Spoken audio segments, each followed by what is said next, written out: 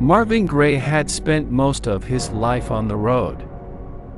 At 53, he was a seasoned trucker, quite serious, and just a little superstitious. Ever since his wife died in a late-night crash 20 years ago, nights had always carried a strange weight for him.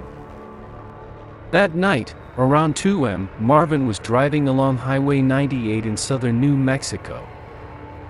He was hauling a heavy, sealed military shipment, no details, just a label that read, "Classified, US Army Transport." His instructions were simple: don't stop, keep the radio off, and drive straight through.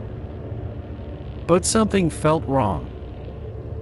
The desert was too quiet. Not a single gust of wind.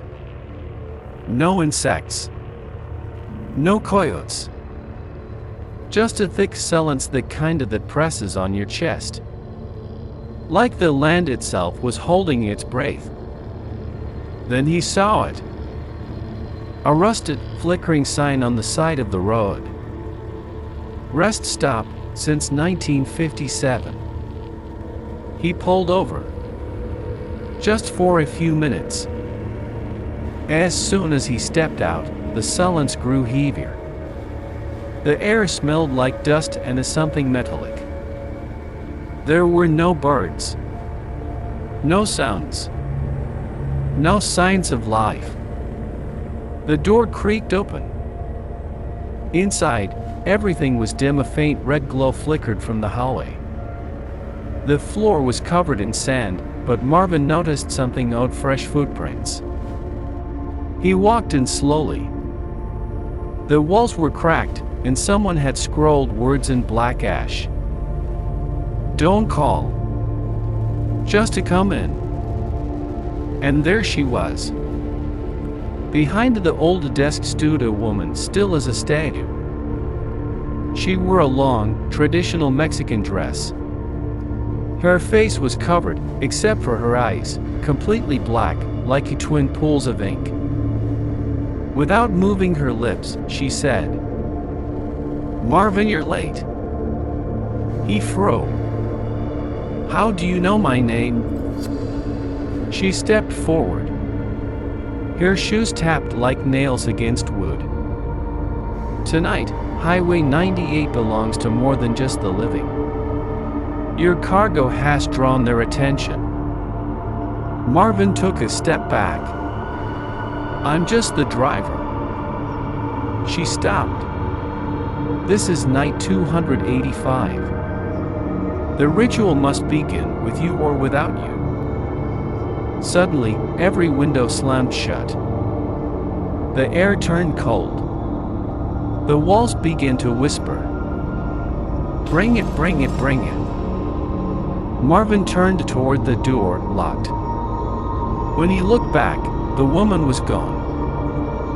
In her place was a circle of salt, drawn carefully on the floor. Inside it, a strange symbol, half cross, half serpent, with a bleeding E at the center. Then footsteps. From the shadows came figures in long black robes. Their masks were ancient, half smiling, half weeping. One figure stepped forward, taller than the rest. Its voice was deep and dry like the desert wind. "You carry what we've waited centuries for. Your cargo is cursed." Marvin shouted, "I don't even know what's in the back." The tall figure raised a skeletal hand and it touched Marvin's forehead. Flashes. Burning trucks. Screaming drivers. Something crawling from the sand, eyes glowing red, skin like stone, teeth like blades.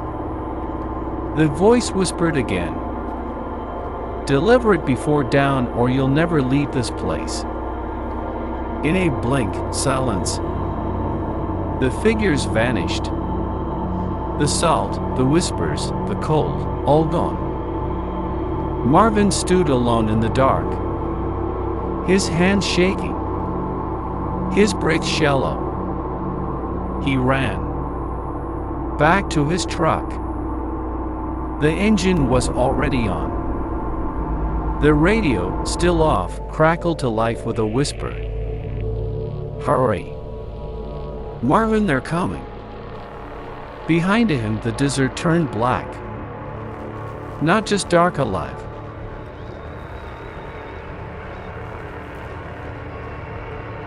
Marvin didn't speak. He couldn't. The woman from the rest stop was now sitting in the passenger seat of his truck. Her black eyes reflected nothing, no light, no soul. Just an endless void. "The ritual has already begun," she whispered. Marvin tried to press the brakes, but the pedals were thrown. The steering wheel wouldn't budge. The truck was driving itself. Outside, the desert passed in a blur. But it was no longer the same road. No signs. No moon. Just red sand and stone pillars that pulsed like beating hearts. The lights was still flashing one word: deliver. "What's on the trailer?" Marvin asked, voice shaking. The woman didn't answer. Instead, she pointed forward. Up ahead, a massive stone archway rose out of the earth. Black as smoke curled from beneath it, and ancient symbols glowed faintly on its surface, the same symbol Marvin had seen in the circle of salt. As the truck passed through the arch, the air grew thick like syrup in his lungs. The sky was bleeding red. The world behind him disappeared. Suddenly, the woman spoke again, but her voice wasn't hers anymore. It was deeper, layered, almost inhuman. "You've carried this curse far enough. Now it leaves you." The back of the truck groaned, creaked, then exploded open. But nothing came out. No crate. No cargo. Only a shape, tall, smoky, formless, stepped out from the darkness inside. It stood still and then began to stretch and split. Domes of eyes blinked open across its body. Mouths began whispering. "We are free. We are many. We remember the fire." Marvin screamed. The windows shattered from the sound. The woman beside him smiled for the first time, but it wasn't joy. It was ancient. Terrible. "This is where your road ends, Marvin." The creature floated toward the arch. Suddenly flames erupted from the sand.